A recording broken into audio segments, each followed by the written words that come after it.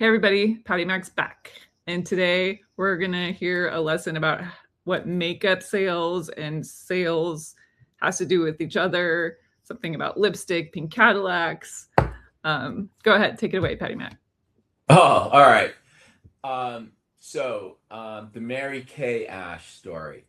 Every company, regardless of the company, has quarterly meetings, semi-annual kickoffs, SKOs, and really, they also have presidents clubs, right? And so early on in my sales career, it became really obvious to me that the same people were being recognized. So, as a new salesperson, um,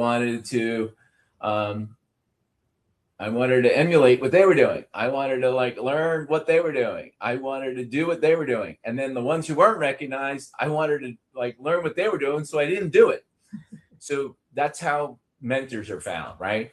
You approach a new salesperson, or as a new salesperson, you're like, oh, let me meet the people that are doing things really well. So if I went to a new company today as a salesperson, I'd want to talk to the top 2 or 3 salespeople and understand what they do. And you probably find some underlying themes.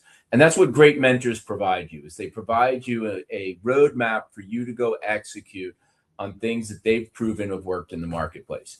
And so that became a big thing for me in my career, was like, hey, who internally could I follow? Who could I learn from? And who could teach me a lesson? I don't know how or where I was introduced to her, but Mary Kay Ash, everybody knows Mary Kay Cosmetics. If you were a President's Club salesperson for them, you got a pink Cadillac, right? And I remember in my neighborhood growing up in the Bronx, you'd see a pink Cadillac. I even think my mom dabbled in Mary Kay and selling down Mary Kay for a while. And so that business model became of interest to me. I think at one point when I was selling, Mary Kay had 80,000 salespeople. And those 80,000 salespeople were women. And Mary Kay referred to them as daughters. She was an advocate for women's rights. She was an advocate for women in the business world. And she invested a lot of time and energy into their development. And I was like, well, what she's teaching or what she's communicating isn't just for women, it's for anybody who's in sales. So I started following Mary Kay Ash. I started reading about her. I started reading her autobiography and her books and her business mind. I mean, she didn't start Mary Kay until she was well into her late 40s. And this was after her husband passed away, and she did this and she built this empire. I mean, I think I looked it up knowing we were going to talk about this today. I think Mary Kay today is the 3rd largest sales force in the world with 2.8 million sellers. That's crazy. So it is kind of crazy when you think about it. But here's the thing that Mary Kay said. She had a famous saying, and it went like this: for every person you meet in this world, pretend they have a sign around their neck that says, "Make me feel important." Think about that. Make me feel important. But here's what Mary Kay followed it up with: if you do that, you will not only succeed in sales, but life. And that was a gut puncher for me, right? I want to be a good salesperson, but I also want to be a good person, right? My parents wanted me to be a good person.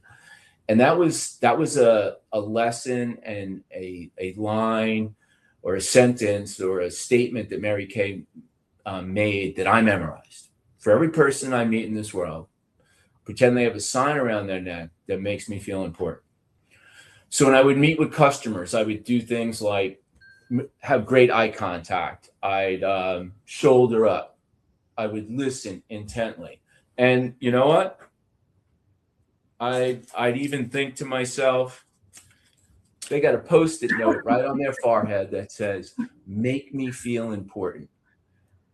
And when I executed that sales strategy, paid more dividends than me trying to tell the customer how important I was for them. So that's how cosmetics and being a successful salesperson, some lessons learned. Makes me think of what my dad always says. Do you know what I'm gonna say?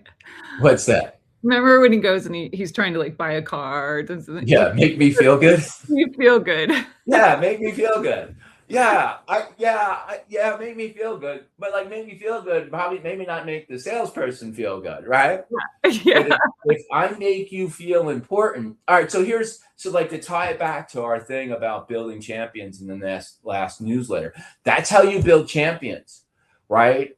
If I was executing my job really well, I was trying to get my customer to take credit for the value of my solution, and I was equipping them with all of that knowledge to get those accolades, get that promotion, get that recognition. I was making them feel important, and I was equipping them for their success.